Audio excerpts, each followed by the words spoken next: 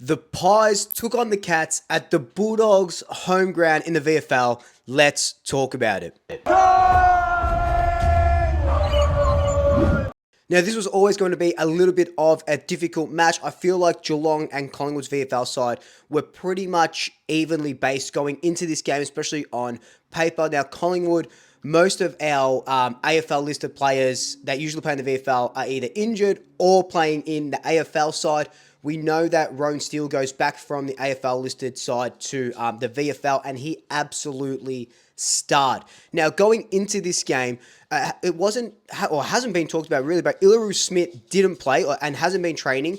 He was spotted in a moon boot. He has done something to his foot, like a foot stress fracture, but we're not sure what the extent is. So there's no Ilaru Smith in the back line. There's no Charlie Dean in the back line.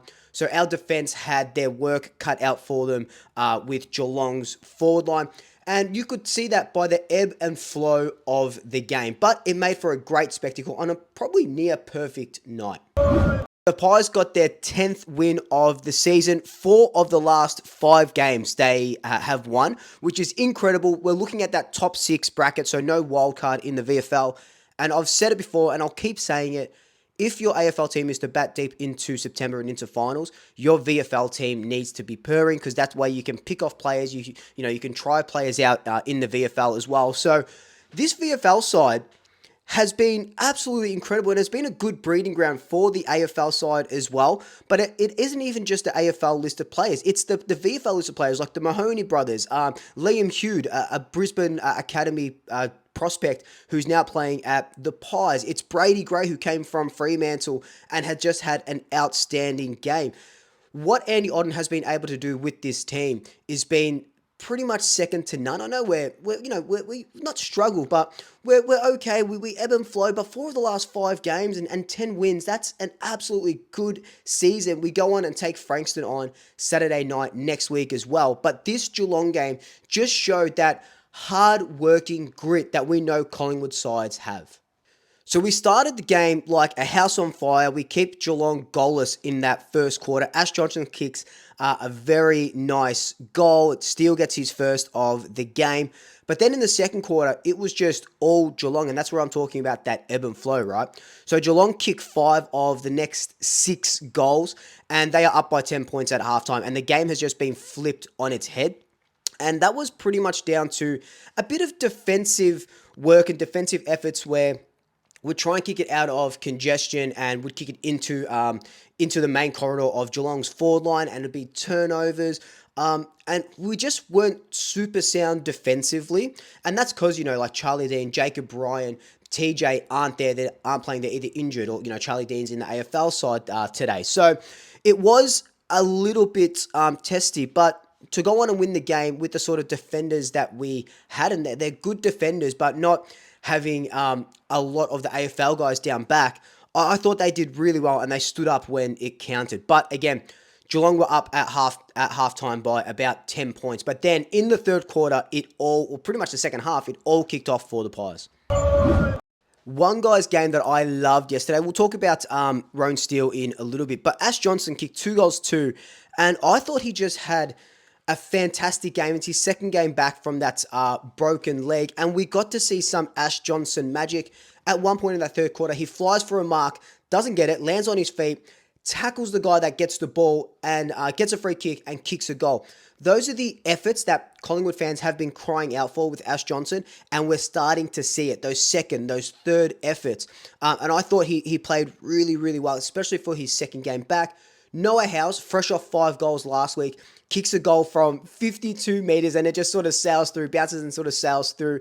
And there's just these little moments in this game where you sit back and go, okay, the depth is actually going to be pretty good at the Pies. Will Parker had a great game. Joel Cochran, again, one of those defenders, did pretty well. A couple of things were about here and there, but he did really well, especially with no Charlie Dean and stuff like that.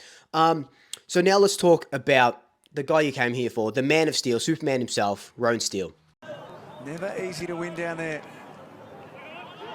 Stein flips the handball out. Steele for his 4th, and that might be enough. So Roan Steele kicks 4 goals, and this guy has just come from the clouds over in Perth, coming back down, debuted against Carlton. He goes back to the VFL and he plays this wing forward hybrid. Last week against the Gold Coast, he was playing a little bit more as that forward. He comes back and kicks 4 goals. And this guy, I just talked about our depth. This guy is one for the future. He's 23. He's in that right age bracket with our aging stars.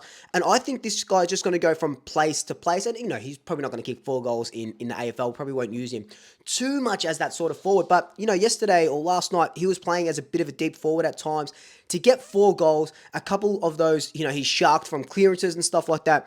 I thought this guy is just a diamond in the rough. And it's really all of our mid-season prospects have been diamonds in the rough, right? You're looking at Steene. You're looking at Noah House kicked 5 goals last week.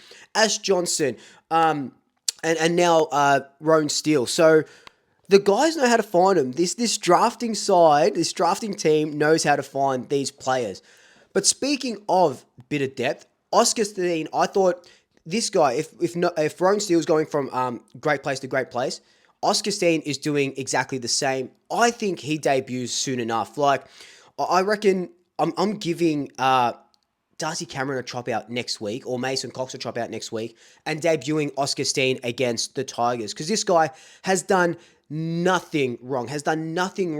And I'll say it again, what he can do as a as a ruck forward, is what Mason Cox can do as a ruck forward. Obviously, Cox has got more runs on the board, but I'm just loving everything that Oscar Steene has been doing this season. And you got to remember, last year, he barely played because of those couple of injuries he picked up. I think it was a foot injury. So to see him come back bigger and better, has just been incredible to watch his journey. Johnson gave up the lead. Algieri won it back. It works its way to Johnson, and sometimes the luck's with you. Oscar finished the game with 21 hitouts, 8 clearances, a couple of marks, 20 disposals for a ruckman. I'd love to see him get on the scoreboard a little bit more. Didn't really need him to get on the scoreboard yesterday, but his hitouts were probably one of the reasons why we won the game.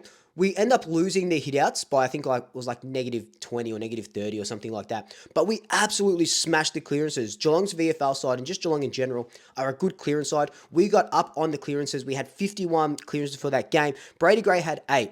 Our boy Harry DeMattia had 10 clearances, 27 disposals. And if Oscar Steene is in for a debut soon, Harry DeMattia is in for a debut as well. But, with DeMattia, it's who are you sort of giving that break to? I thought with Mitchell coming out, maybe it could have been DeMattia's turn, but that's okay. He's going to get his turn, and we know that these guys are set up or are getting set up for success. They're not getting set up just because, he's had a great game, let's just put him in, and he's not going to do good in the AFL. Look at Ed Allen. Had to really ply his trade in the VFL side. He comes back and he's dominating, not dominating, but he's doing pretty well in the AFL side. Goes back to the VFL last week, comes back into the side. So what these coaches are doing, they're making these guys have the runs on the board, but having the confidence that they're playing so well in the VFL that when they come into the AFL system, they can play well. Because look at Roan Steele, right? Bit of a different story because he's mid-season draft pick, but when he debuted against Carlton, he had a really good game on debut in front of 75,000 at the MCG. So I think when Oscar Steele and DeMattia do debut, they're going to hit the ground running, and I really do hope that it is against Richmond next week. It had to be a loose somewhere for the Cats. It was Caperon. He missed it, and he missed Howes as well, who can kick to a vacant goal square, and somehow that ends in a Collingwood goal. So what's next for the VFL Pies? Well, there's only 4 games left of the VFL season. We're currently sitting 5th. We go over to Frankston next Saturday night to take on the Dolphins, which, can I just say, such a cool name. Such a cool name for a football club. I'm going to try and get down there. I don't know what I'm doing next Saturday night, but I'm hoping that I can get down there. But again, Frankston at night time. Don't want to stereotype, but that scares me a little bit, even though I grew up in Broady, so I should be used to it. But I'm going to try and get down there as well. But I am so keen, and I'm so happy for this VFL side and Andy Otten and these VFL players. Like, At the moment, more VFL players are starting to play because, injuries, and AFL is taking the AFL list of players. So I'm glad to see these VFL guys absolutely standing up and hoping they can sort of bat deep. We need to get into that top six. You don't want to be in that wild card bracket leading into finals. So there's 4 games left. It is going to be going to go down to the wire where we sort of finish. But last night's win gives me a lot of confidence going forward, not only because of, DeMattia and Oscar Steene and Steele and these guys playing really well, just for the VFL side in general. But let me know your thoughts down below. Did you watch the VFL? Who impressed you the most? I know it's probably going to be Steele, but who else impressed you? Let me know down below. But until then, like, comment, subscribe, tell your family, tell your friends, tell your pets, and until next time, double shackers. I'll swoop you later.